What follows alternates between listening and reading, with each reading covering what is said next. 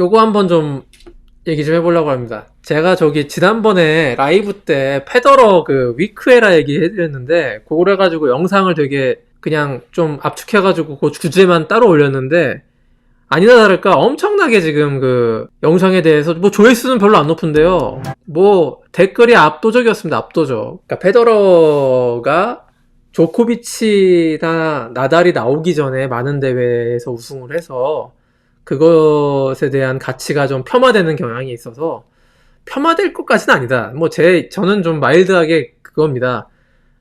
페더러의 시대가 위크에라가 아니라, 예? 약한 시대가 아니라 조코비치 나달의 시대가 스트롱에라예요. 페더러의 시대가 상대적 약함은 맞죠. 당연하죠.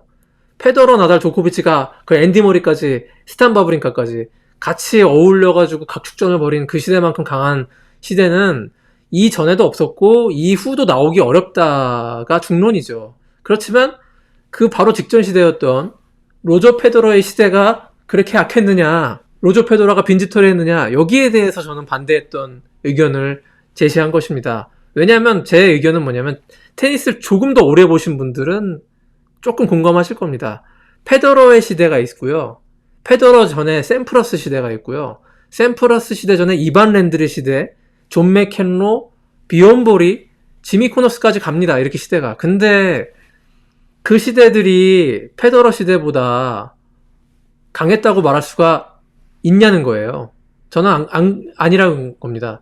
빅3 시대는 특별하게 강한 시대지만 평균적으로 우리가 테니스의 강도를 논할 때는 로저 페더러가 자기와 경쟁했던 로딕이나 사핀이나 휴이트나 이런 강력한 경쟁자들을 점점점 이제 그 도장 깨기 하듯이 올라가가지고 정복을 하고, 이런 과정들이 그 시대가 특별히 약해서 그렇다고 보기는, 그 시대에 뛰었던 선수들도 나름대로 한 끝발 했다는 거죠. 휴이트, 사핀, 로딕, 안드레 아가시, 이런 선수들이 그 당시에 분명히 날반디안도 마찬가지고 그 페더러가 이들을 다 물리치고 뛰어넘어서 그 시대를 평정한 것이지 그냥 날로 먹은 것은 아니다. 특히 아시겠지만은 페더러는 2003년 전까지 날반디안한테 한 번도 못 이겼고, 휴이트한테는 완전히 그냥 쥐약에 가까운 선수였고, 사피는 일찍부터 2000년대부터 천재 소리를 듣고 이미 페더러랑 비교도 안 되는 그 커리어를 쌓았던 선수들입니다. 그런 선수들을 다 뚫고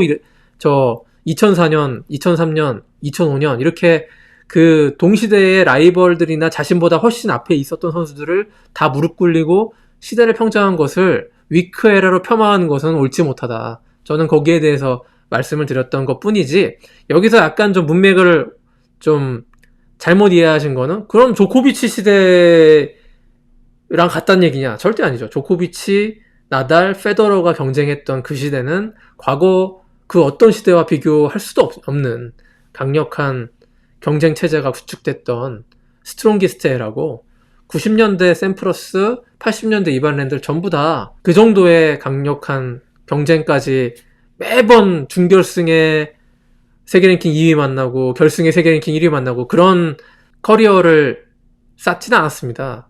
그 선수들도 어쩌다가는 세계 랭킹 20위권이랑 결승하고, 세계 랭킹 뭐 이변을 일으킨 돌풍의 한 세계 랭킹 50위, 60위권 선수가 4강에 올라가지고 그 선수랑 대결을 하기도 하고, 그런 것들이 일반적인 경우였어요. 그 당시 테니스는. 로저 페더러 시대까지. 근데 그런 것들이 이제 바뀌게 된 분기점이 나달과 조코비치의 등장, 그리고 그러니까 테니스가 전체적으로 베이스라이너의 시대가 됐고, 메이저 대회, 각기 다른 코트 표면에서의 그 경기 방식이 똑같아지고, 다 베이스라인에서 하잖아요. 옛날에는 이제 서브 앤 발리도 했지만. 그렇게 되면서 랭킹이 균일해지고 강자가 안정성을 더 갖게 되는 거죠. 강자가 중간에 광탈하지 않게 되는 그런 일들이 점점 적어지게 되는 게 요즘 시대라는 것입니다. 과거랑 비교를 할 때는 조금 더 큰 맥락에서 바라보자, 그런 차원에서 제가 위크에라 시대에 대한 어떤 좀 반론 같은 그런 얘기를 했는데, 여기에 되게 좋은 댓글들이 엄청나게 많이 있습니다. 전문적인 이 뭐 상황에 대해서 아주 분석 잘하시고, 뭐 페더러의 뭐 결승전 랭킹 등수가 뭐 80위도 있고 뭐 60위도 있는데 지금 조코비치는 맨날 세계 랭킹 2위 아니면 3위랑 싸웠다, 어떻게 비교가 되냐. 맞아요, 비교가 안 돼요. 근데 페더러 시대 혹은 그 전 시대에는 그렇게 몇십 위권 하는 선수들이 윈블던이나 프랑스 오픈 이런 데서 돌풍을 일으켜가지고 준결승 결승까지 치고 올라오는 게 일반적인 현상에 가까웠습니다.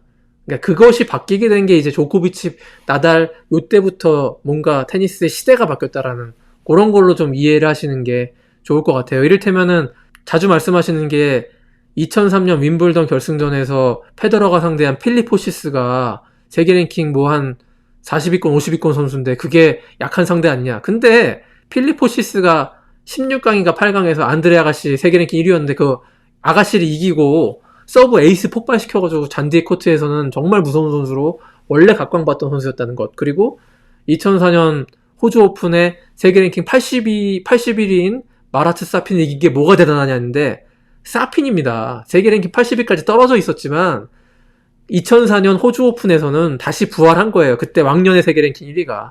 그래가지고 준결승에서 앤디 로딕을 그 당시의 세계 랭킹 1위를 물리치고 결승까지 올라온 게 마라트 사핀이죠. 그러니까 그 선수는 세계 랭킹 80위권의 선수가 아닌 거죠.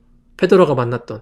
그러니까 그렇게 조금 더 맥락을 더 넓게 이해하시라는 차원에서 엄청난 댓글, 지금 150개 넘는 댓글이 왔다 갔다 한, 네, 문제작을 하나 만들었는데, 해명하자면 그렇습니다. 뭐, 페더러 팬이기 때문에 제가 페더러를 막 옹호할 그런 것은 아니고, 우리가 시대를 평가할 때는 제대로 객관적으로 전체적인 맥락을 앞뒤까지 따져가면서 봐야 된다. 그리고, 물론, 노박 조코비치, 라파엘 나달, 로저 페더러, 앤디 머레이, 스탄 바브린카가 경쟁한 2010년대와는 비교할 수 없을 정도로 그 시대는 정말 강한 시대였다.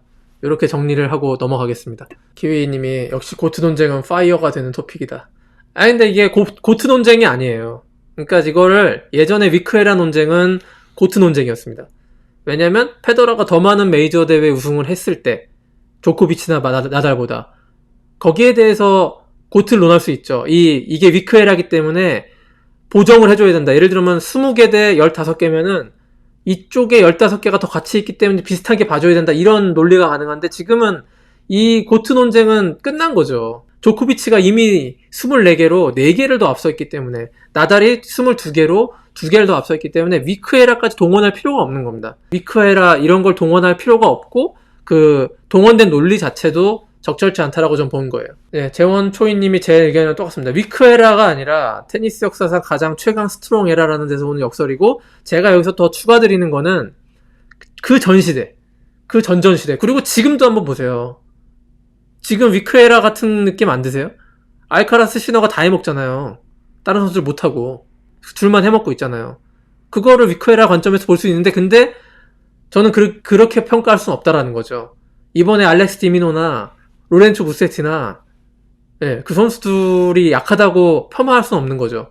그래서 페더러 시대 때 다비덴코나 로빈 소더링이나 이런 선수들을 왜 약하다고 폄하합니까? 그럴 순 없죠. CG 선스님이 위크엘의 논리와 비슷한 게 나달은 클레이 파일이다라고 하는 것과 비슷하다. 나달이 클레이에서 특히 강했던 것이지 다른 코트를 못하는 게 아니었다. 맞습니다. 네. 요게 핵심이네. 국제 테니스는 몇몇의 선수만 경기하는 것이 아니라 수많은 선수들과의 경쟁을 통해 결과가 나온다는 겁니다. 맞습니다. 늘 어떤 그랜드슬램이든 7명의 적수를 다 이겨야지 우승하는 거예요. 8강에 올라온 선수는 그 선수의 랭킹이 낮다 하더라도 16강에서 그 강한 선수를 이기고 올라온 선수라는 것입니다. 그걸 인정해야지만 생산적인 논의가 가능한 것 같습니다. 앙리님이 그렇죠. 여기 오시는 분들이 사실 저도 좀 연식이 있어서 저보다 연배가 많으신 분들도 있겠습니다만 90년대나 80년대 테니스에 대해서 깊이 안 들여다보신 분들이 많죠. 90년대엔 클레이 코트에서 막 세계 랭킹 150위가 4강 올라오고 막 그래요. 지금은 안 그러죠. 지금은 절대 안 그렇죠. 지금은 랭킹이 굉장히 안정화되어 있는, 한마디로 근데 약간 따분합니다. 그래서 이변이 별로 없어서.